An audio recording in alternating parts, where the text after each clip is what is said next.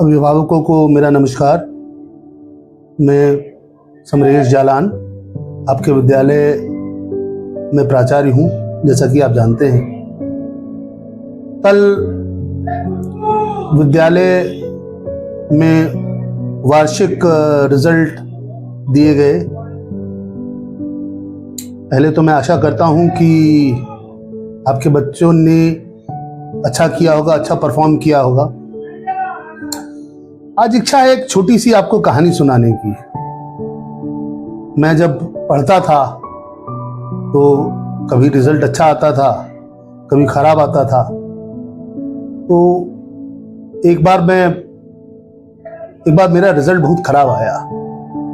Result जब बहुत खराब आया तो मैं बड़ा हताश हो गया, बड़ा परेशान हो गया और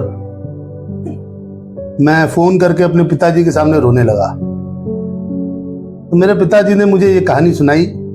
मैं चाहता हूं ये कहानी मैं आपको सुनाऊं ताकि आप समझें कि आपके परिणाम को, आपके रिजल्ट्स को कैसे देखना है, कैसे इंटरप्रेट करना है।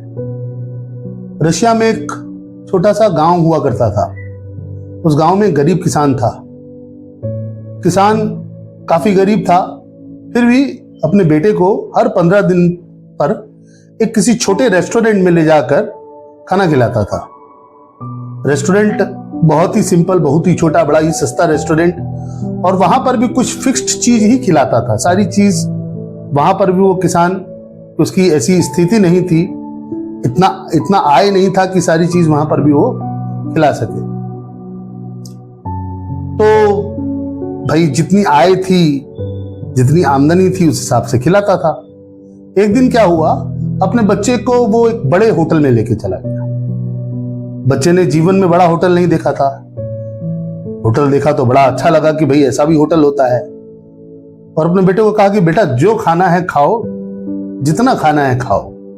बेटे को बड़ा आश्चर्य हुआ कि भाई मेरे पिता जो कि बड़े कंजूस टाइप के हैं, बच्चे को क्या मालूम कि पिता की आमदनी, आय जो है वो सीमित है। भाई मेरे पिता इतने कंजूस टाइप के हैं, कहीं अच्छे होटल में नहीं ले जाते हैं, बुरे होटल में ले जाते हैं, वहां भी कहते हैं कि ये खाओ ये मत खाओ।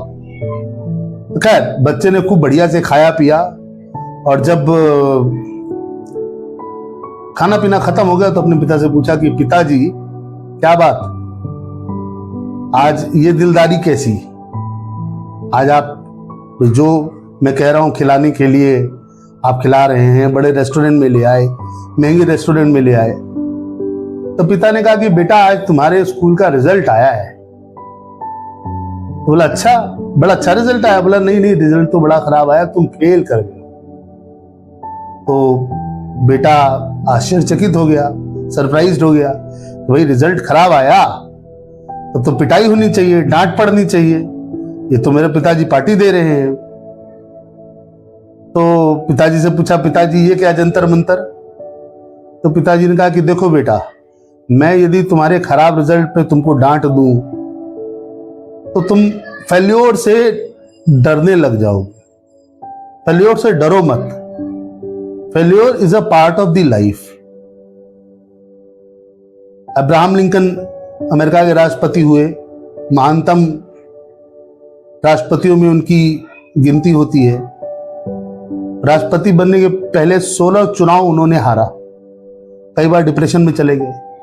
तो आपका बच्चा यदि अच्छा नहीं कर रहा है तो उसको एज ए चैलेंज लीजिए। बच्चे को डांटिए मत, बच्चे को फटकारिए मत, आप उसके साथ बैठिए, चिंता मत कीजिए, चिंतन कीजिए। विद्यालय में हम लोग बैठे हैं आपके लिए, आप आके मिले हमसे। आज कापियां जांच हो रही हैं, आप कापियां आकर देखें।